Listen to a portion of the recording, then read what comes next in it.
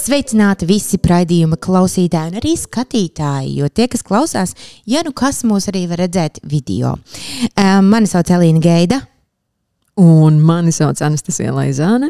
Es ļauju tev pašai sev pieteikt, jo izrādās es laikam nepareizi saku Anastasija. Un tā nav pareizi, ir Anastasija, vai ne? Jā. Jā. Bet es neņemu ļaunā. Tu neņem, jā? Nu, tev vajadzētu man aizrādīt. Un mēs esam nākamajā, nu jau podkāsta raidījumā, kuru starp citu šo podkāstu šis ir sagatavots ar Sabiedrības integrācijas fonda finansiālu atbalstu no Latvijas valsts budžeta līdzekļiem. Paldies Latvijas valsts budžeta līdzekļiem. Paldies. Jā, un šī ir lieliska epizode ar tēmu par trans cilvēku ikdienu, un mums ir arī absolūti fantastiska viese, Diana Grasmane. Aplausī! Čau, Diana! Tu esi cilvēktiesību aktīviste, un tu saki tieši par sociālo labklājību tu rūpējies, vai ir kaut kas vēl, kas tevi tā definē, kā tu gribētu, lai mēs tevi piesakām vēl skaļāk, vai šis arī ir tas, kas tu esi? Esmu cilvēks. Bet liela sabiedrības daļa to nesaprot, tā kā es tā atgādinu. Es arī esmu cilvēks. Jā, tas ir labs atgādinājums visiem, jā.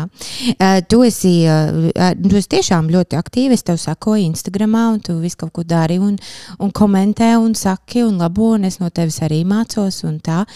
Un vai tu esi arī influencere?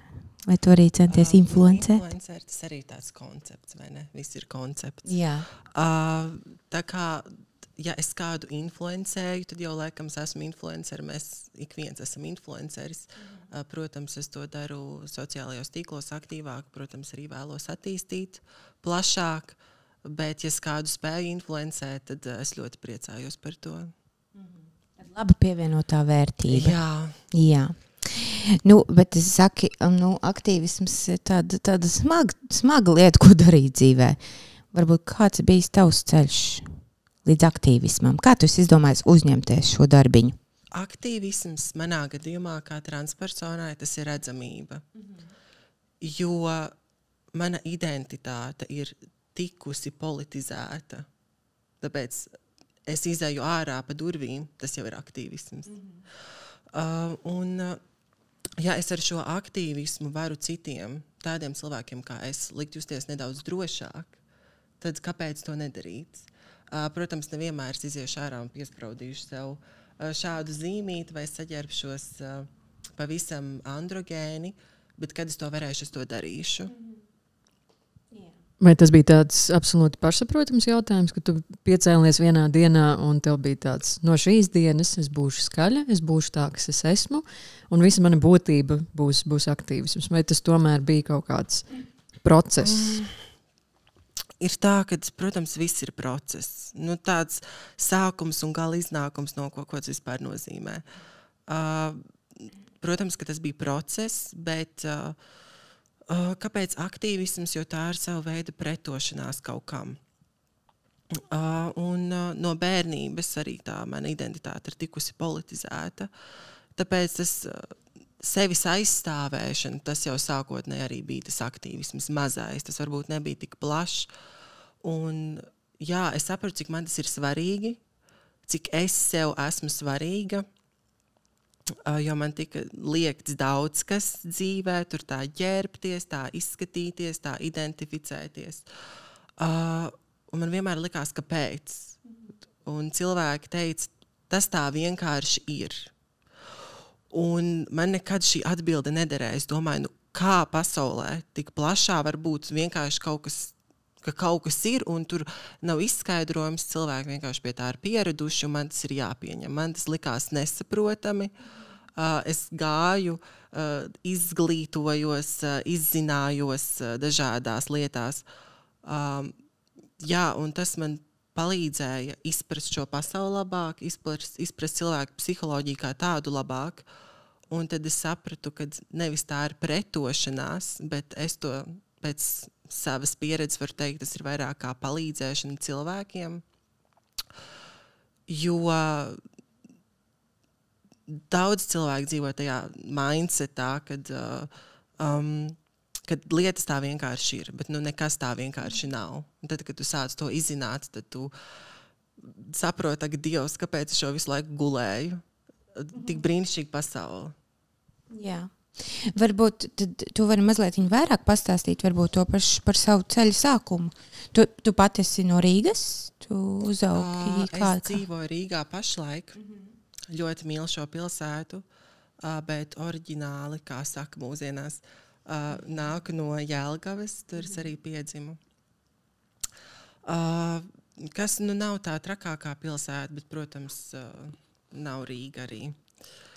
Un es teiktu, ka, kad bērns piedzimst, es par sevi arī runājot, es skatījos uz pasauli un rezonēju kaut kā ar to, centos saprast, kas ir tās lietas, kas man iespēja, kas man iedvesmo. Un man to arī atļauj vecāki. Es atceros vēl savus tur sākotnējās, man liekas, 4 gadi ir tas, cik es spēju atcerēties. Ja mēs skatāmies atpakaļ 4 gadu vecumā, es vēl tur mammas svārkos dejoju pie spoguļa, skraidīju apkārt. Un vienā brīdī man tas lika liekts un mācīts, ka citi nosodīs mani par to. Un tad, skolas vecumu kaut kā ne tikai arī bērndārzā patiesībā, jo nav jau tā, ka tie mazie bērni ir tik nevainīgi, viņi arī ir mazi vēlniņi citreiz.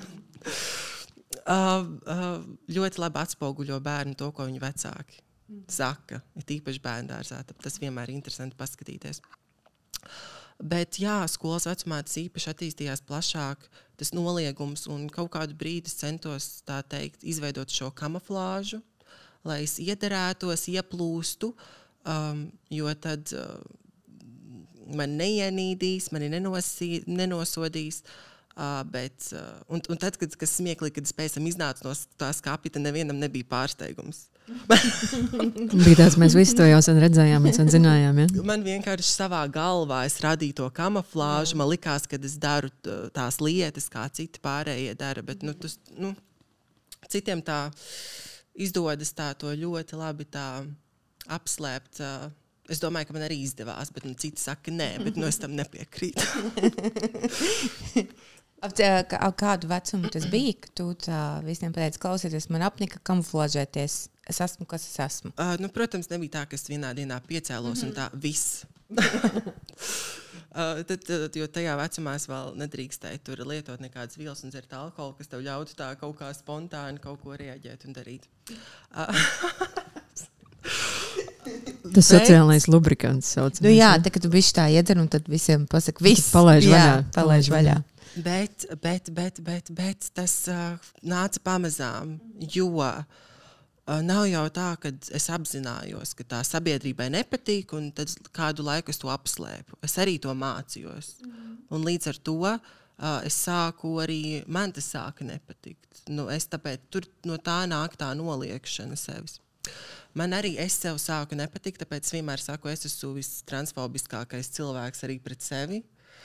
Vismīlošākais, bet tajā pašā laikā arī vistransfobiskākais cilvēks. Un es sapratu šķietami, kāpēc sabiedrība tā reaģē.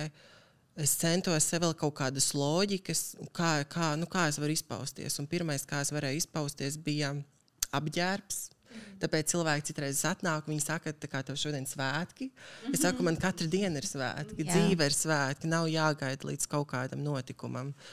Un apģērbs, stils, mode, tas bija tas, ar ko es sāku, jo ķermenis, man nebija izvēle sociāli apstākļi, man nebija izvēle vecāki, bet apģērbs bija kaut kas, kurās varēja izpaust savu individualitāti.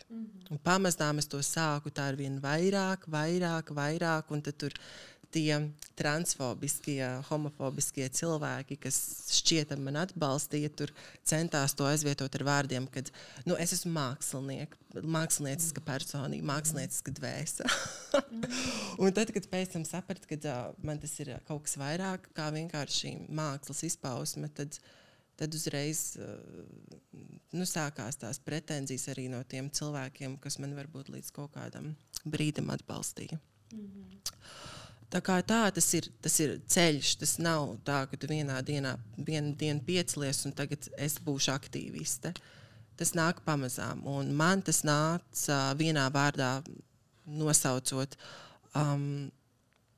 dziedēšana, sevis dziedēšana.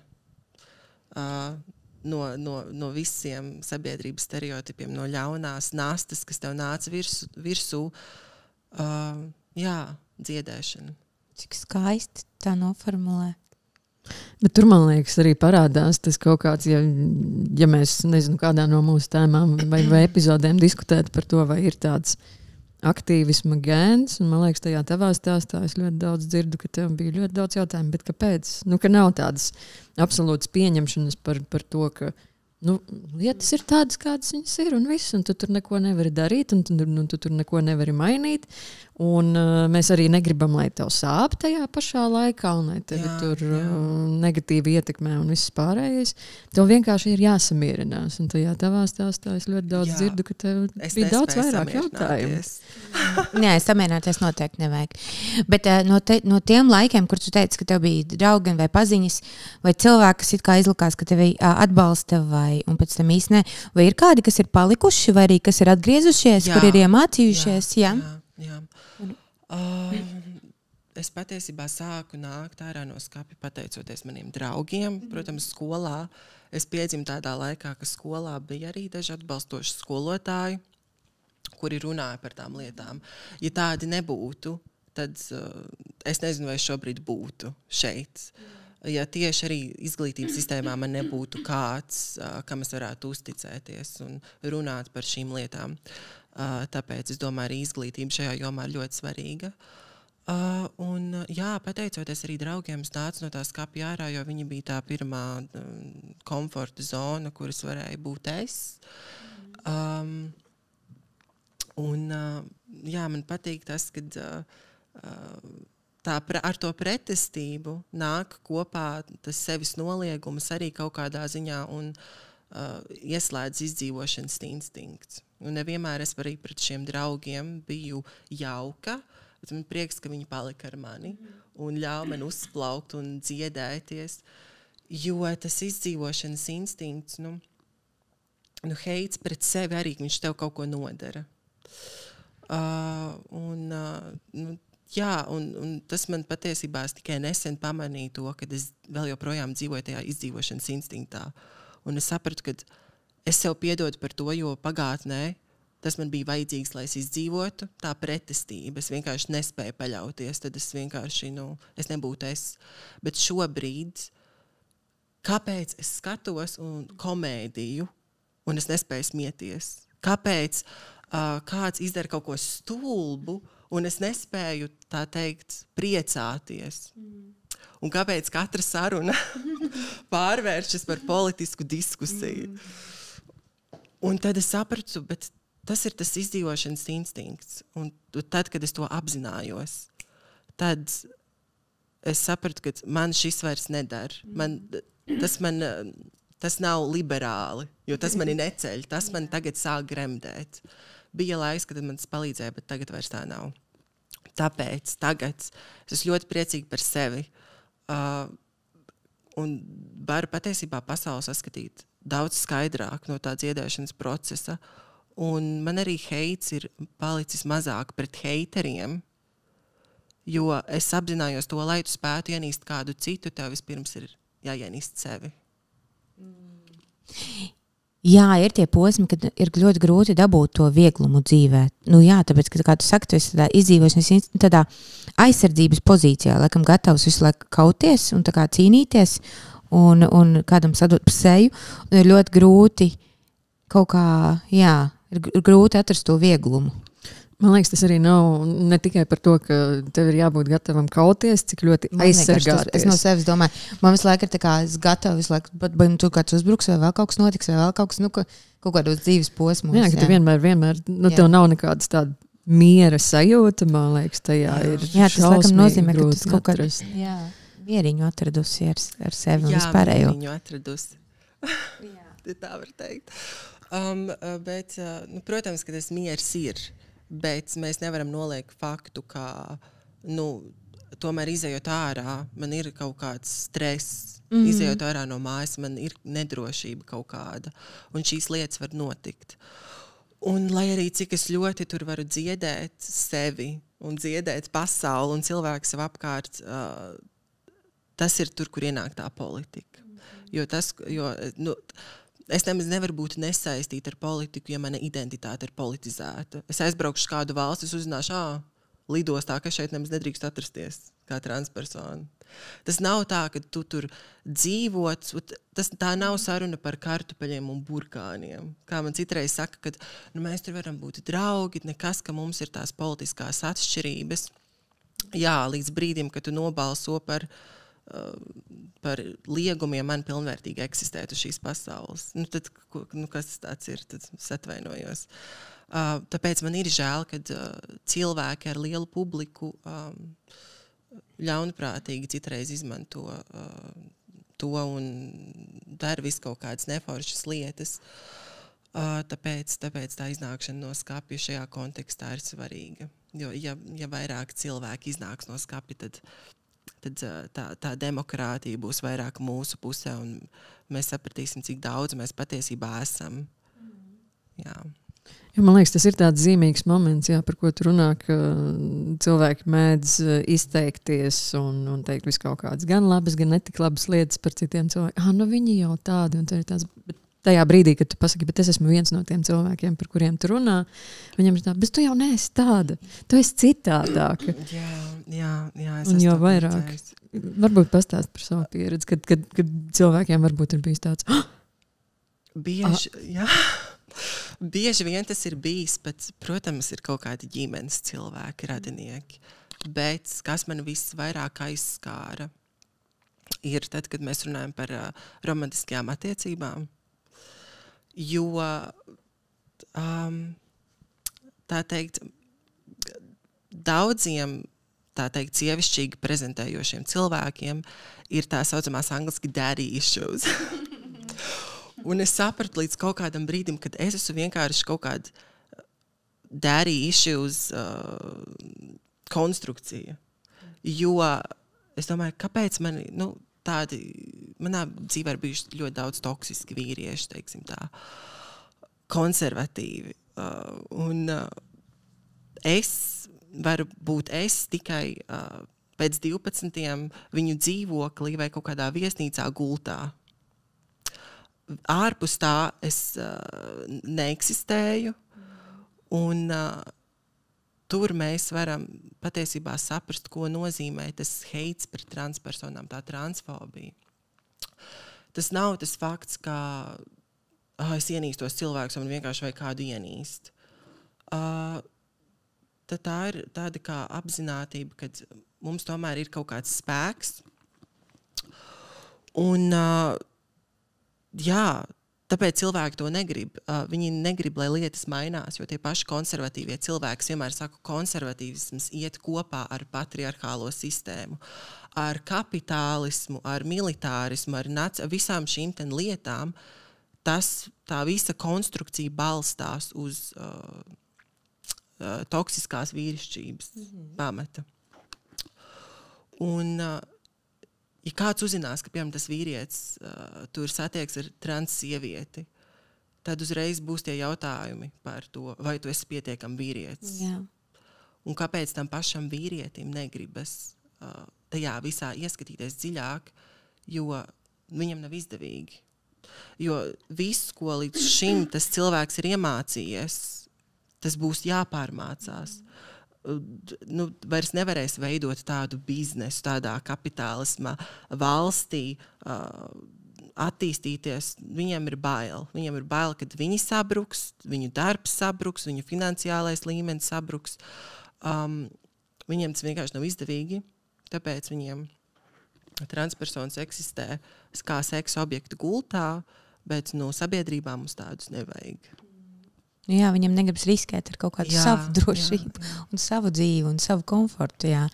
Bet tajā pašā laikā man atkal liekas, bet ja notiktu vai atnāktu viena tāda diena, kad visi tie vīrieši, kas patiesībā domā citādāk nekā viņi izrāda, Es domāju, ka man ir tāda maza nojausma, tāda, kā es viņu sauc, dirsas sajūta, jeb intuīcija, ka man liekas, ka to cilvēku ir ārkārtīgi daudz, un viņi domā, ka viņi varbūt ir tādi vienreizēji gadījumi kaut kur apkārt, bet ja vienā dienā viss pateikt, bet hei, trans cilvēki ir forši cilvēki, tie ir tieši tādi paši cilvēki kā mēs, tas ļoti daudz ko mainīt, kur man liekas, atkal ir tēma par to, ka trans cilvēku redzamība ir ārkārtīgi svarīga, bet arī atbalstītāju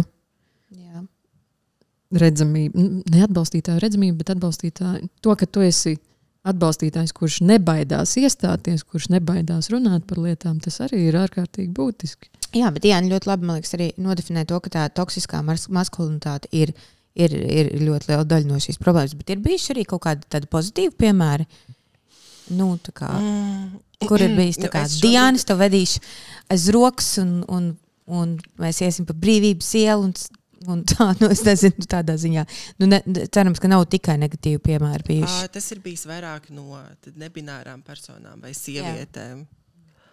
Jo, tas vīrieši, tas ir pilnīgi cits gadījums. Bet pašlaik es esmu attiecībās, man ir boyfriends. Viņš, es viņam arī mācu kaut kādas lietas, un es saprotu, ka, skumīgi ir tas, ka viņš ir viens no labākajiem variantiem. Tādā ziņā, tajā mentalitātē. Un kas ir skumīgi, ir tas, kad es apzinos, ka cik daudz neskaidrības viņā ir, un tad cik daudz ir visā pārējā daļā sabiedrības vīriešu, tad man pišķīt bailes uznāk. Kad ārprāt cilvēki tiešām tā domā. Bet es tā skandalozi varbūt varu pateikt, ka es neticu tādai kā heteroseksuāls, homoseksuāls, biseksuāls, transpersona vai cis cilvēks. Tie visi ir vienkārši vārdi, mēs vārdam piešķiram nozīmi. Un veidojam šos konceptus. Tāpēc, bet cilvēki kaut kā uz tiem nosaukumiem ir tik ļoti ieceklējušies, ka tas nosaukums bez mazvai paliek nevis kā veids, kā mums sevi paskaidrot, bet tie nosaukumi paliek veids, kur mums sevi ielikt, kurā kastītē. Nosaukumiem, vārdiem. Būtu jāpalīdz mums sevi pastāstīt par sevi citiem, nevis mūs ierobežot. Un tāpēc citi dzird tur kaut kāda nebinārās dzimtas lesbiete. Viņi domā, ko tas nozīmē? Lesbiete ir sieviete. Kāda nebināra tur, kā tad var būt lesbiete? Bet tas viss ir koncepts. Un svarīgākais ir tas, kā šis konkrētais koncepts rezonē ar tevi. Tāpēc es teicu, mans vietinieka vārds ir viņa un viņi, šī un dei. Tas man ir veids, kā pateikt sabiedrībai, kad es neesmu stereotips. Jā. Ka tu neesi stereotips? Jā, jo... Kādā ziņā? Piemēram, ka pasaka, es, piemēram, pasaku citreiz, es esmu trans sieviete. Pirmais jautājums ir, tev ir bijusi operācija?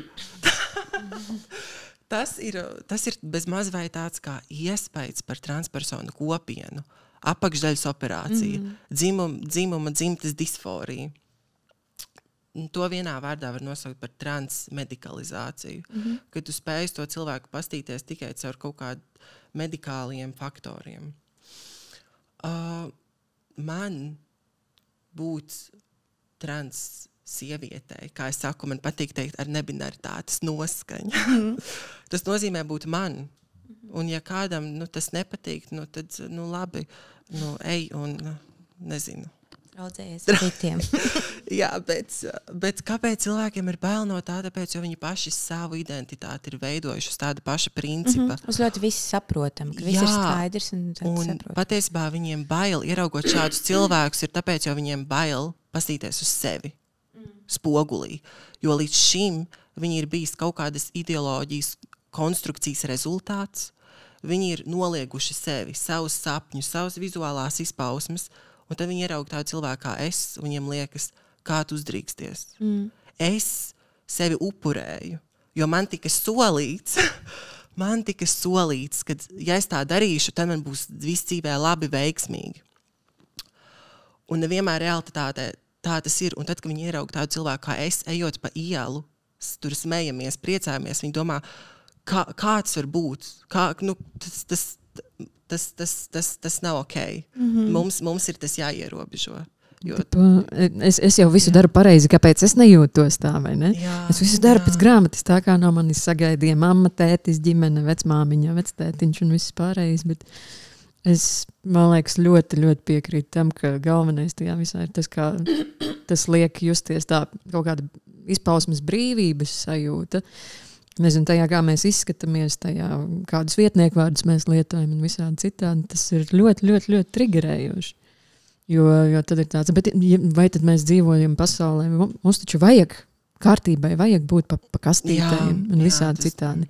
Lai gan, man liekas, man gribētos piekodināt, ka dažreiz tās kastītes, viņas dod kaut kādu tādu piederības sajūtu. Jā, man liekas, es domāju, ka tas dažam ir cilvēki, kuriem nav vajadzīga tā kastīte, bet ir cilvēki, kuriem tas ļoti daudz ko nozīmē, ka viņi ir tajā kastītē, man liekas, pie kā pieturēties, tāda, ka ir vēl kāda kastītē kopā ar mani, bet daudziem tas nav kastītes, tas manā skatījumā ir citādāk, tāpēc, jo tas ir liberāli. Tas ir tas, kad kaut kāds, piemēram, nosaukums vai koncepts tev palīdz sev paskaidrot, tas tev piešķir dzīvē kaut kādu vērtību, tas tev ceļ. Kastīte tāda kā tā, tas ir tad, kad tas tevi iesloga, kad tas tevi grauj, ka tu nespēji pastīties plašāk. Tas ir tāpēc, es arī pateicu, es esmu trans sieviete, man vietnieku vārdi ir tādi un tādi, tad, jo tas man kaut ko nozīmē. Problēma sākas tad, kad tas mūs ierobežo un ka mēs paliekam vienkārši par kaut kādu sabiedrībai tīkamu un komfortablu konstrukciju. Ka trans sieviete arī tu vari būt tikai pie konkrētiem nosacījumiem, apmēram, jā. Citādāk tad tu nedrīkst, tad citādāk tu vēl vairāk visu sarežģīji un tā. Ka bieži vien cilvēkiem tā ir. Kā tā šķiet, bet man pašai ir bijuši, kad es sev vēlreiz mācu un kad es uzzinu vēl kaut ko jaunu un ka man ir diskusijas vēl ar kaut kādiem cilvēkiem, viņi man arī kaut ko jaunu iemāca, jo es jau neesmu izgājusi tam cauri un dažreiz es pat nezinu, kādi jautājumi ir jājautā. Kādu informāciju pat man ir jāmeklē un tad tu meklē un mēģini būt proaktīvs savā tajā izaugsmē. Jā. Nezinu, ko es tikko pateicu, bet ir tik daudz dezinformācijas ārprāts. Jā. Tāpēc es varu pat nosaukt vienu cilvēku, kurš manā skatījumā ir tas trans kopienas, tā teikt, iedvesma, globāli tāds tēls, Alok Memnon. Es pēc tam pateikšu, es ielikšu aprakstā. Alok, nebināra persona, ļoti iedvesmo. Lekcijas ir dažādās arī valstīs. Tā kā Eiropā arī citreiz var tur pastīties un censties noķert, tikt uz to lekcijas, bet to nenosaukt par lekciju. Tas vairāk tāda kā arī sava veida dziedēšana un terapija. TED Talks. Jā, bet un atgriežoties pie tiem nosacījumiem, tie nosacījumi nav tikai tā sabiedrībā, sociāli. Tas ir arī kaut kādā ziņā politiskajā, medicīniskajā, sistemātiskajā sistēmā visā. Jo, piemēram, es kā transsieviete, lai tu varētu, piemēram, tur oficiāli nomainīt dzimumu pasē, tev ir nepieciešams uzsākt hormonu terapiju, iesniegt to faktu, ka tu uzsāki tajā dzimtrakstu nodaļā, tad viņi tev dod apliecinājumu un tā tas viss notiek. Agrāk bija tie nosacījumi vēl trakāki. Tas bija tad, kad tev obligāti ir jābūt heteroseksuālai. Tā kā, ja tu esi transsieviete, tev ir jāpatīk vīriešiem. Tev nedrīkst patikt sievietes. Tad tu atkal pārēji, tā skaitās kā atkal kaut kāda patoloģija. Kāda jēga tev no vienas patoloģijas pāriet nākamajā patoloģijā. Tev bija jābūt heteroseksuālai, obligāti. Obligāti arī Man ir jautājums, kā varēja pārbaudīt, vai tu esi tā kā heteroseksuāli transsieviete? I don't like. Protams, to nevar nekā parādīt, bet tas bija tāds kā nosacījums, ja tev to jautā, tev jāsaka jā. Tev godīgi jāatbild. Jā. Tā kā tev prasa dažreiz testi, vai jūs esat dzēruši alkoholu, un tu saki nē. Jā, tie nosacījumi un tas pats arī tad bija tas, ka, labi, tev nevajag tur būt heteroseksuālai, bet tev obligāti vajag to apakšdaļas operāciju.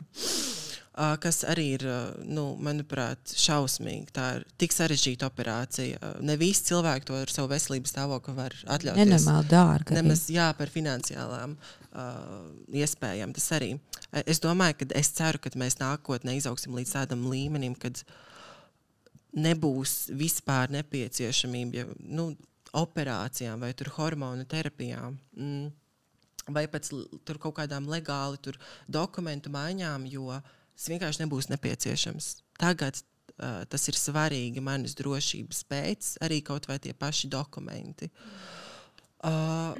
Nākotnē, es domāju, iespējams, tas nemaz nebūs nepieciešams, jo, tagad mēs esam pieraduši, ka mēs sevi tur nosodam par tur savu seksuālo orientāciju, dzimumu un dzimtas identitāti, un mēs sev mocam ar to visu savu dzīvi. Nākotnē tas vienkārši nebūs aktuāli. Tāpēc es vienmēr saku, ka tas, ko dara transpersonas, ir dziedē šo pasauli pamazām. Jo mēs parādam to, ka nav tās konstrukcijas tādas, nav viss melns un balts. Un tu vari atļauties būt tu. Palīgs sagribējās raudāt. Jā. Bet tu teici, ka tev bija ļoti forši skolotāji, ka tev bija arī tādi atbalsta personas, tad pieaugušie, kas bija viņi, tā kā tu pie viņiem vērsies, runāt, un cik daudz tas ietekmēja tevi? Vai viņi skaidroja visai klasē, vai kāda bija tā sistēma, kā viņi tev atbalstīja? Teiksim tā, ka man pietika ar to, kad vienkārši ir kāds skolotājs, kas mani redz, jo es biju tāda ļoti dumpiniece, tāda pašpārliecināta, kaut gan tā nebija pašpārliecinātība, tas bija aizsarga reakcija. Tas, ko man tas palīdzēja, tas ir... pirmkārt, tas palīdzēja nenogalināt sevi. Es pat nezinu, ko lai piebilst. Tas ir svarīgi, tāpēc, jo pirmkārt, ne visi cilvēki būs dumpinieki kā es. Ne visiem būs varbūt tas tāds izdzīvošanas instinkts tādā ziņā, kad es varu, citi neredzēs izējas. Viņiem tie skolotāji, mentori, draugi, klases biedri, tā kopiena, tā vide ir ļoti svarīga. Jo ne visi tā varēs un ne visiem tas ir jāvar. Jo es izdzīvoju tāpēc, jo es ļauju sev būt ļaunai. Ja es būtu tolaik tāda, kā es uz šobrīd, es neizdzīvotu. Es būtu raudājusi vienkārši visu laiku, nemitīgi, es neietu uz skolu. Man tas būtu par daudz. Man tā izdzīvošanas, tas izdzīvošanas instinkts, tas aizsarga reakcija ļāva tajos apstākļos izdzīvot. Bet kāpēc tas ir svarīgi? Nevis tikai tāpēc, lai cilvēki nenogalinātu sevi, tie skolotāji, tā izglītība par šīm tēmām, bet tāpēc, lai, teiksim tā, pasaulē mazinātos ļaunums, jo par ko mums ir jādomā pirmkārt, tas ir klimata pārmaiņas, tas ir par šīm lietām, par mūsu planētu, nevis cilvēce jāšaust ar kaut kādām rasistiskām, transfobiskām, homofobiskām lietām, kas vienkārši beigās iznīcinās mūsu pašus, jo tas ir patiesībā tas, kā politiķi novērš tēmu no svarīgajām lietām, ka mēs tīpaši runājam par klimatu. Viņi novērš no tā, un šī LGBT tēma ir ļoti aktuāla, ļoti skandaloza. Tas patiesībā ir veids, kā novērst mūsu uzmanību no tām tiešām svarīgajām lietām. Un tie paši konservatīvie cilvēki, viņi arī ir ne tikai transfobiski, homofobiski un rasistiski pret sevi, pret citiem viņi ir pret sevi pirmkārt. Jo viņiem nepatīk tas, ka cilvēki ieraudzīs, kopiena paplašināsies.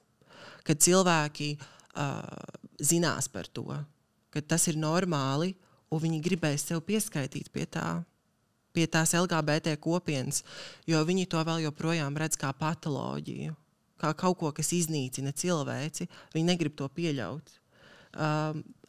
Un tāpēc, viņi grib to noliegt, bet ko nozīmē tā pieskaitīšana LGBT kopienai? Manā skatījumā tas ir sevis dziedēšana. Jo LGBT kopiena pirmām kārtām ir atbalsta grupa, tā ir kustība. Un Jā, un par to pieskaitīšanu runājot par bērniem, ko nozīmē būt transbērnam. Tas nenozīmē, ka kā konservatīvie sabiedrībai cenšas iestāstīt, tas ir paņems tev bērnu, aizvedīs, veiks operāciju. Tas tajā teikumā patiesībā ir vairāk konservatīvismi, jo tur ir atkal šī ielikšana kastītē. Tas, ko nozīmē būt transbērnam, tas ir būt sev. Tas ir ģērbties, izpausties, mākslinieciski, kā tu vēlies. Tas ir pateikt, mammu, es esmu meitene, vai mammu, es esmu puisi, vai mammu, es nezinu, kas es esmu. Un tas vecāks pasaka, tu esi pietiekams cilvēks ar to, kas tu esi. Tev nav kaut kādā ziņā jāpierāda sava izpatika sabiedrībai. Tas ir tas, ko nozīmē būt transbērnam. Tur nav nekāda sakara operācijām, vēl kaut ko. Tas nozīmē būt sev. Un konservatīviem tas nepatīk, tāpēc, jo tā visa sistēma ir balstīta, kā es minēju iepriekš, uz toksiskumu, jo tas kapitālisms, patriarchālā sistēma, viss, kas patiesībā iznīcina šo pasauli, tā apsēstība ar naudu, tas iet pretrunā ar to dziedēšanu, jo patiesa dziedēšana ir nevis, ko es varu dabūt, bet ko es varu dot šai pasaulē. Ļoti forši pateicis. Jā, es tieši domāju par tiem bērniem, ka tas ir tā ir tāda spēlēšanās un paskatīšanās uz sevi, ko nozīmē būt tur. Jo, piemēram, arī kā tu iepriekš minēji, kā trans cilvēki dziedē šo pasauli, jo man arī ir tieši pātot un lasot un vairāk to man arī bijis daudz reizes jāpaskatās, ko man nozīmē tur sievišķība, ko nozīmē vīrišķība, kas ir tā kā liekas, kāpēc šis skaitās sievišķīgi un kāpēc šis neskaitās sievišķīgi un kāpēc šī varbūt trans sieviete, es domāju, piemēram, dara tur tādas lietas un tā viņa ir sievišķība, kāpēc man tā nav sievišķība, kāpēc šim trans, kāpēc un tā kā tik ļoti daudz jautājums tāds uzdot un ļoti reizēm grūti dabūt tās atbildes, bet, kad nedod Dievs bērns sāk arī uzdot šādus jautājumus, kas tad ir sievišķība, kas tad ir vīrišķība, ko nozīmē būt puikam, meitenēm, ko nozīmē tā, ka tas ir uzreiz sāks kaut kādas trakas sirēnas, un tā kā nedod Dievs. Un tāpēc, ka mums pašiem ir tik ļoti tādi, tās kastītes arī kaut kā tik ļoti skaidri, un ja nedod Dievs kāds sāks braukt, rucināt to pasauli. Kopā būs tik daudz jautājumu un uz viņiem nav atbilžu. Un tad ir jātērē savs dārgais laiks un jāmeklē atbildes. Un nav laika. Nav laika, jāpelna nauda. Jo šajā ekonomikā, man ļoti maz laika, man saka, jāstās lavas blēņas un jāspēlēt telefonos, tas man nav laika. bet zini, kā pievienojot šim vēl, es gribētu tam pievienot vēl vienu citu perspektīvu, kā man pieņemsim arī kā aktīvistē un visādi citādi. Dažreiz es nezinu atbildes uz jautājumiem. Un arī laikā, kad mēs dzīvojam, kad ir tik šausmīgi daudz informācijas, tu gribi būt ārkārtīgi gatavs tam, ka kāds tu uzdos jautājumu.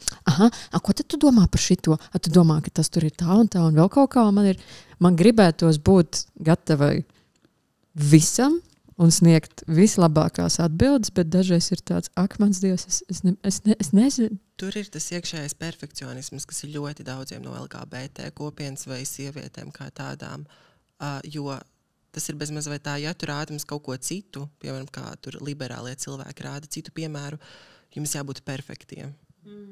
Tur ir kaut kāda mazs mīnusiņš, tas mums nedara. Mēs paliekam tur pie sava tām vecajām metode. Tas ir tas perfekcionisms sindroms, piemēram, ja tu esi gejs, man ir jābūt tur labākiem tajā jomā. Vai es esmu transpersona, tad man ir jābūt labākajai, jo man jau ir tāds disadvantage, vai ne, tad man ir jābūt tai labākajai. Atļaut sev kļūdīties un sākt ar sirdi, nevis ar smadzenēm. Citreiz cilvēki nesaprot lietas, bet viņi jūt. Jā, bet viņiem nav slikti nodomi. Jo citreiz viņiem šķiet lietas normāls, bet tās nav normāls, tās vienkārši ir normalizētas. Tas tāpat, kā es atteicos no gaļas. Tas sākās ar to, kad man likās, cilvēki ir gaļēdāji, cilvēki ir ēduši gaļu, tur vēl viss kaut kā šitā, es sāku ar savu sirdi un ar domām par planētu. Jā, cilvēki ir ēduši gaļu, tāpat kā mans izdzīvošanas instinkts, jo tajā brīdī tas bija nepieciešams, lai izdzīvotu. Šobrīd tas nav nepieciešams, lai izdzīvotu. Un tā sākt, jo vārdus atradīs pēc tam. Jo ir daudz cilvēku, kas grib sākt ar to galvu, meklēt tur tos terminus, visu, bet tajā var ļoti ātri pazust, jo jāsaprot tas, ka arī ļoti daudz zinātnieki vēsturiski ir bijuši transfobiski, seksistiski, rasistiski.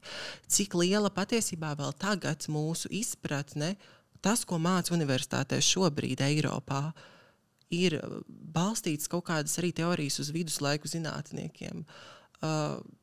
Tur ir tik daudz lietas, un mums varbūt liekas, mēs tur varam runāt par dzimti, un vēl kaut kā, bet tas dzimums, tas ir binārs. Es patiesībā teiktu, ka dzimte ir konstruētāka nekā dzimums. Un ja tu sāc pēc tam tajās lietās vairāk skatīties, izglītoties, tu sāc saprast, ka wow, cik šis viss ir stulbi, ka mēs skraidam apkārt un domājam par to, kā mēs tur tā izskatīsimies, ka tas tur neesmu pietiekami sievišķīgi vai tas ir tik stulbi. Es pat teiktu tādā ziņā, ka arī cis cilvēkiem ir lielāka dzimuma disforija nekā transpersonām. Tā skatīšanās spogulī un, ja mēs salīdzinām arī datos procentuāli, cik daudz uz kosmētiskajām operācijām iegulda transpersonas un cik daudz cis cilvēki. Tā kā tā visa ir konstrukcija. Konstrukcija nav slikta lieta, ja tas tev ceļ. Bet mūs tas gremdē. Tīpaši, ja mēs runājam par aizspriedumiem, par seksualitāti un dzimtas un dzimuma identitāti. Tas mums neko labu nedara. Un planēta nenomirs. Jo nav vajadzīgs sieviete un vīrietis, lai radītu bērnus, ir vajadzīgs olšūns un spermatozīdi.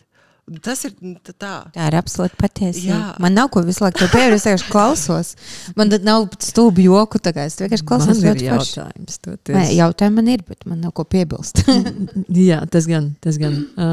Bet viens no jautājumiem, ko es gribētu uzdot, vai pacelt varbūt to tēmu vēlreiz, jo tu minēji vairāk kārt par to dziedināšanos, un kā tev šķiet, kas ir tās lielākās lietas, no kā mēs dzīves laikā, neatkarīgi no mūsu dzimtes, dzimuma, identitātes, seksualitātes un visu cita, kas tavuprāt ir tas, no kā mēs cenšamies dziedināties? Es domāju, pirmkārt, tas ir tev ir jāslauž savu sirdi, lai tu spētu dzīt. Un tas ir tas, ko daudz cilvēki nav gatavi darīt, jo viņi ir raduši tādu komfortu sērās, sevis noliegumā, kad tā dziedināšanās viņiem ir, tas ir kaut kas neiedomājams. Tāpēc arī par informāciju runājot, nav jāliek kaut kas jauns, ir nevis jāiemācās, bet jāpārmācās daudzas lietas. Un tu jau kā cilvēks esi pietiekams, tas ir jāapzinās. Un tā dziedināšana sākās nevis no sevis ienīšanas, bet no sevis akceptēšanas. Es, piemēram, akceptēju pašlaik. Es akceptēju, ka es nedaru tās labākās lietas. Es nesarunājos ar cilvēkiem tajā labākajā veidā. Es neesmu tur tas labākais politiķis, es tur neesmu tas labākais tēvs, māte vai kas, bet es sev piedodu. Un es meklēju, no kā tas varētu nākt. Un kāpēc man kaut kas nesanāk vai kaut kas man sanāk, tas ir no sevis, tas sākas ar sevis pieņemšanu pirmkārt, nevis ar sevis ienīšanu. Jā, lēdzīt arī savas kļūdas un ko tu sevim liekas. Jā, ka es pazadu. Man liekas, mums arī paralēli notiek daudz pašrefleksijas. Jā, es domāju par ļoti daudz, ko man ļoti patīk, visu, ko tu saki vienkārši. Es domāju ļoti daudz, ko tieši tāpat, vienkārši man ir grūtāk bieži vien noformulēt to, ko es dzirdēju, un es gribu tā kā pašreflektēt, bet saprotu, ka man es nemāku, es nerubīju. Bet, ko es gribētu prasīt, ir, kā tev vispār šķiet, vai paliek labāk, vai paliek trakāk.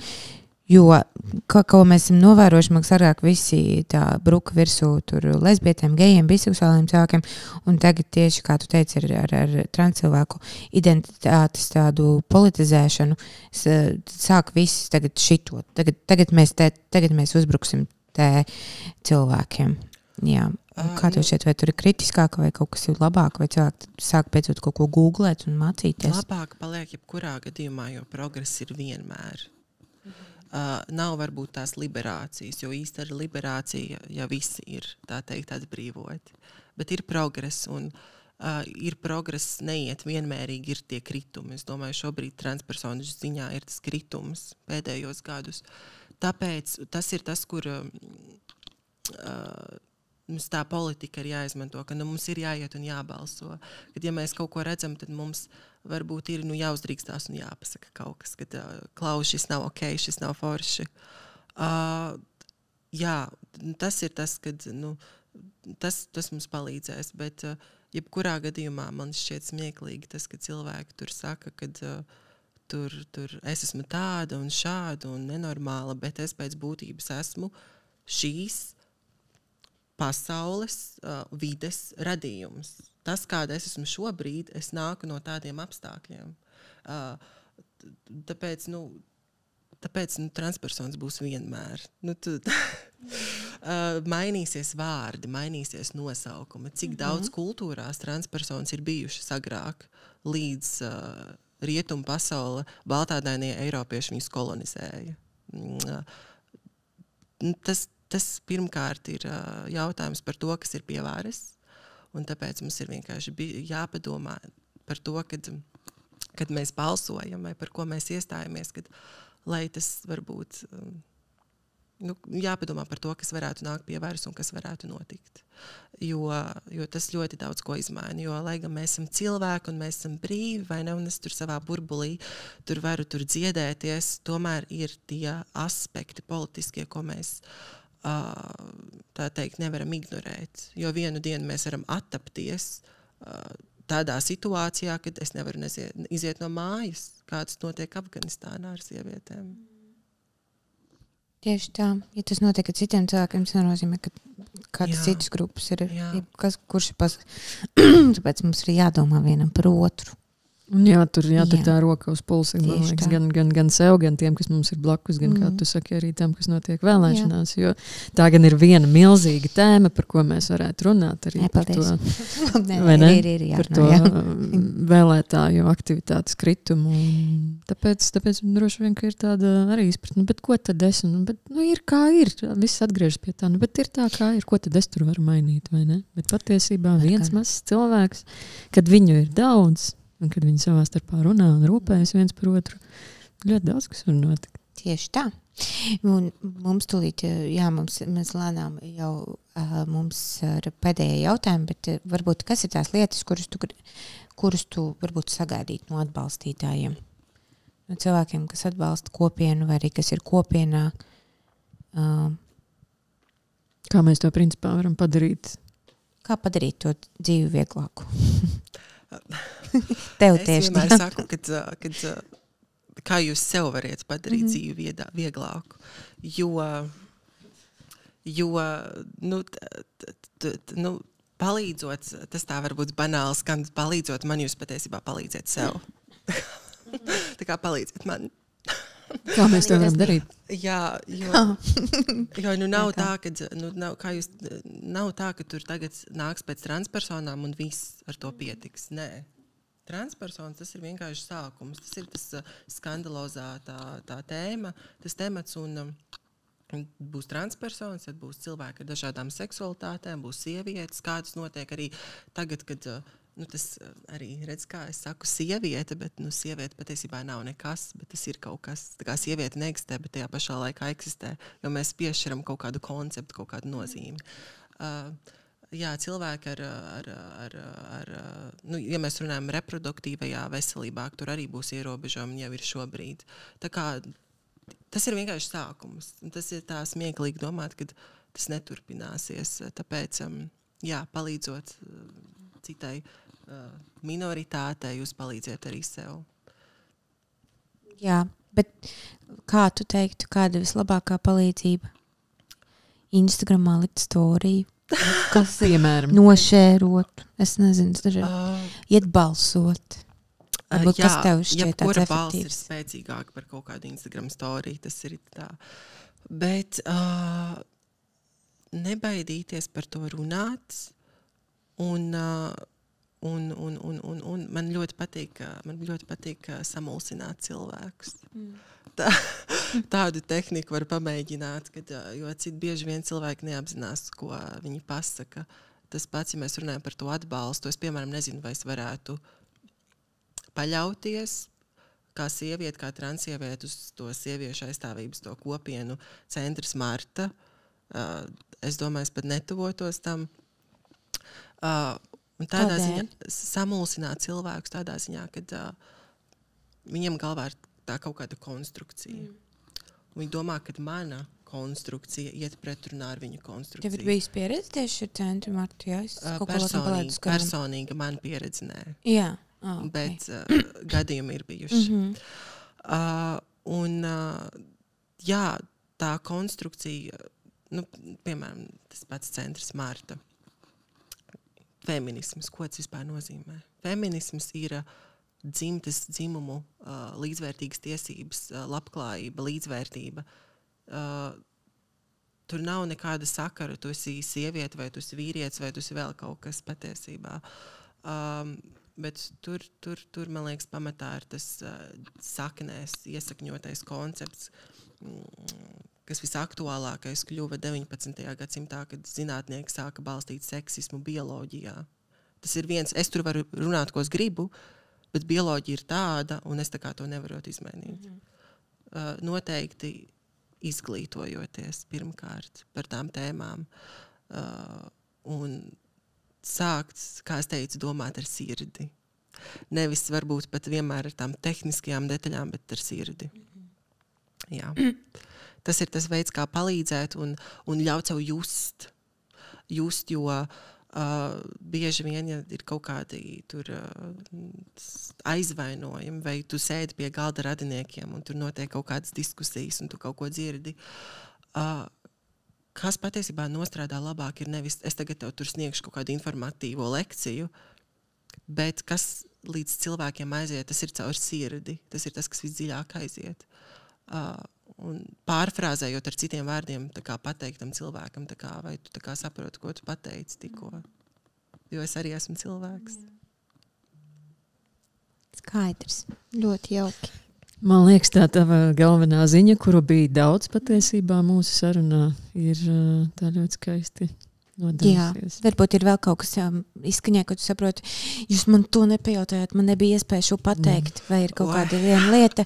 Nē, noteikti ir daudz. Tāpēc ir citi podkāsti, intervijas un raidījumi. Kur jāaicina Dianu, lai viņi var visu pateikt, ko viņai sakāms. Jā, patīk runāt.